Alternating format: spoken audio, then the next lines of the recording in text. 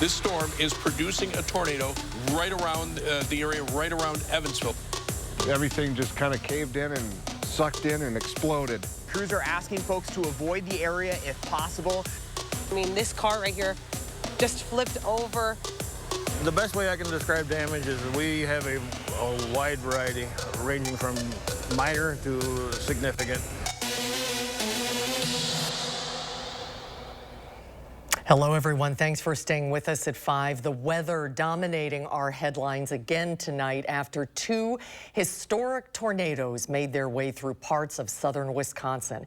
We have live team coverage tonight. Our Eric Franke and Catherine Merck are both live in Evansville checking out the damage from last night's storm. Chief Meteorologist Gary Cannalte is on the weather patio with more on the tornado. But first, let's begin with Braden Ross. She is live at the command center tonight in Evansville with the latest from the National Weather Service. Braden? Hi, Susan. Yeah, just a few hours ago now, the National Weather Service confirmed to us there were 2 tornadoes that touched down here in Wisconsin last night. Again, those are the first tornadoes ever in the month of February to hit in Wisconsin. One of those near Albany, that was at a level EF1 tornado. The one that came here through Evansville, that was EF2 level. They're still looking at that, though, so that could change a little bit. But we spent the day with those crews as they were out looking at the damage, surveying it, kind of coming to those determinations. Here's a look at how they do that. It was our first February tornado, and it wasn't a cheap one either. So, yeah, pretty bad. Wisconsin made history Thursday night. The next day, the National Weather Service is here to make it official. And it's another reminder that no matter what time of year it is, if the setup comes together just right, you can get tornadoes in Wisconsin. NWS Milwaukee meteorologist Andrew Quigley and his partner are one of 3 teams surveying the damage left in the wake of Thursday's tornado. We kind of basically are splitting out and trying to take different parts of the potential tornado track and drive till we see the damage in the direction that we speculate it's going to be. In that path, they found significant damage and encountered families working to pick up the pieces. A lot of damage to homes, particularly roofs off of homes. Their scenes so dramatic they made Rock County Sheriff Curtis Fell fear the worst. There's severe damage out there that the potential for a lot of serious injuries was there, and the fact we haven't had any of that is fantastic and a miracle, basically.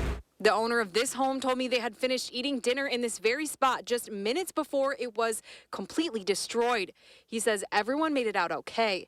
But while this damage can be hard to look away from, Sheriff Fell wants everyone to remember the people that will now spend the next months recovering from this and the crews that are working hard to help them do it. But we're trying to allow the homeowners to get to their homes.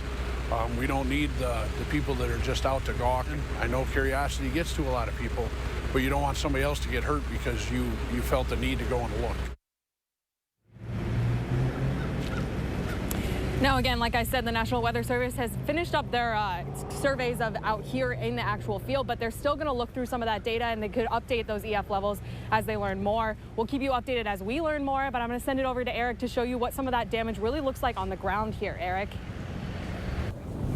Yeah, Braden, thank you. Yeah, we're a few miles to the east of downtown Evansville, and this is really where you see what the impact of this storm was. I don't know how these guys come up with these miles per hour and all that kind of stuff, but this storm was powerful. There's no doubt about it. The homeowners here at this property off Tolles Road, east of Evansville, were gracious enough to let us kind of see what happened here, and it breaks your heart to see some of this stuff because as I just survey some of the damage here myself, you see just the power of this. I don't know what kind of wind it takes to pick up a Ford Mustang with a Wisconsin collector plate, but that breaks your heart because obviously that's a vehicle that meant a whole lot to somebody at some point. We've got farm equipment just tossed on its side. There's metal throughout the fields out here. There's rooftops torn off homes. And as we've always seen with tornadoes, the house across the street has the trees are nothing wrong with them. You know, there's no roofs off of the houses across the street.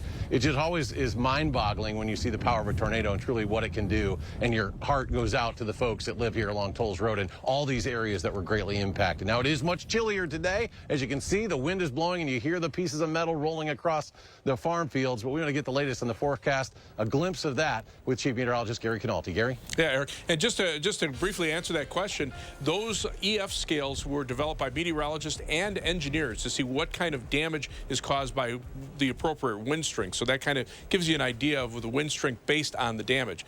But today, the only precipitation showing up on the radar is snow. And that's in the northern part of the Midwest. It's just been cloudy for much of us here, although down to the south there's been a little sunshine. These are the storm reports showing how the storms developed in Iowa and northwestern Illinois and then moved northeastward. Mainly hail producers until they crossed into Wisconsin. And then we had the two tornado touchdowns, the one near Albany, the other near Evansville. Might have gone about as far as Stoughton on the northern end, but again, the National Weather Service doing their damage surveys. You can see on visible cloud track, southeastern Wisconsin had sunshine, but much of the rest of us were stuck underneath the clouds. Low temperatures last night were above freezing. That was pretty nice, even though a lot of people were dealing with the damage. High temperatures so far today, 41 in Madison, but notice farther south and east, temperatures in the 50s again from Milwaukee southward into Kenosha. They stayed in the 30s to the north and west. Current temperatures here in Madison, we've dropped into the upper 30s. Temperatures are still in the 40s to our south and east. In Dane County, we're seeing a temperature of 40 in Middleton, 39 degrees in McFarland, and 40 in Deerfield. Otherwise, look for skies to be partly to mostly cloudy this evening. Temperatures dropping to around 35 by late evening. Later on, I'll take a look at our prospects for any precipitation as things settle down in the weather department. All right, Gary, thank you. That storm has caused significant damage, as we were showing you earlier, to parts of Evansville. News 3 Now's Catherine Merck is live there tonight with more on how people are responding. Catherine? Susan, the property where we're at today was a lot of farm equipment, and the property owners that were talking to us couldn't believe some of the materials that ended up onto their property. Next to me here, a mattress. They told me they had no idea where this was from or how it got here, and it just kind of goes to show in these kind of storms how things can pick up in the wind and move throughout the area. And this behind me here used to be a barn, and now you can see the sides now over their farm equipment. This a giant tractor truck equipment now covered in what seems like almost paper, but really it's sheets of metal that were holding this all together. And this is a small community that all knew each other. I spoke to one father today who was with his daughter when this storm all happened, and he said it all happened very quickly. Take a listen to what he had to say to us. Just some of the bigger stuff got blown away and tipped over, and stuff that you really wouldn't see and think they got tipped over, and it's weird how strong the wind is. Really have never experienced a tornado before, and it's very different than I thought. A lot of the folks we were talking to said that the rest of the day was going to be picking up the remaining parts of their home that were valuable and then filing insurance claims, trying to figure out what's next for them. Luckily, though, I'm going to bring Eric back in here. A lot of these families were in good spirits, and though a lot of stuff was destroyed, they did say that they, were getting through it together, contacting their families who lives in the area, and so they're trying to have a positive mindset moving forward. But we've seen people walking around the fields maybe trying to find a few mementos. That is often what they're looking for when you see folks after a tornado walking through fields. They're looking for those special things because hopefully, and we've seen adjusters working out here for insurance companies today as well, out here getting ready to give these folks peace of mind and make their lives whole once again once they start talking to their insurance companies. Now, with all of the damage that we've seen out here that have been caused by these storms, the United Way Blackhawk region is hoping to remind all of the folks about the annual observance of February 11th as 211 Day, 211. The phone number 211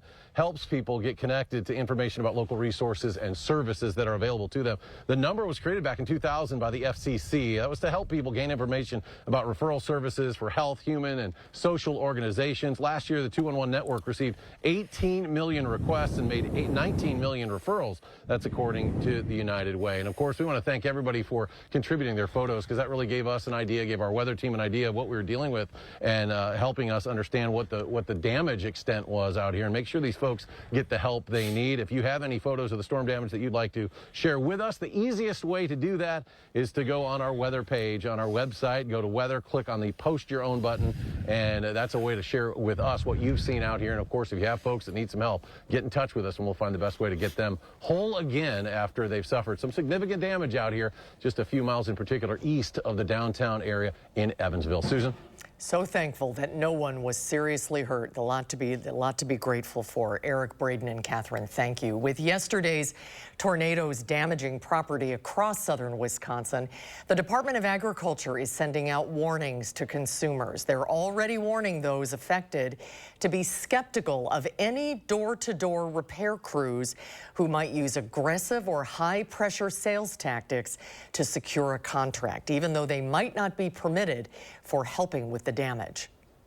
If you did engage with someone who is traveling around, asked for a down payment up front, and indicated they'd be back this afternoon or tomorrow and they don't show, you want to let law enforcement know that individuals are circulating the area so that message can get out for your friends and neighbors. There are plenty of more warnings to be on the lookout for. To find a full list, head to this story on our website, channel3000.com. And News 3 Now is always the first to warn you when severe weather happens. Our team will always let you know the latest conditions. Our app has hourly forecasts, road conditions, and the latest radar. You can download it for free in your phone's app store. Just search WISC Weather.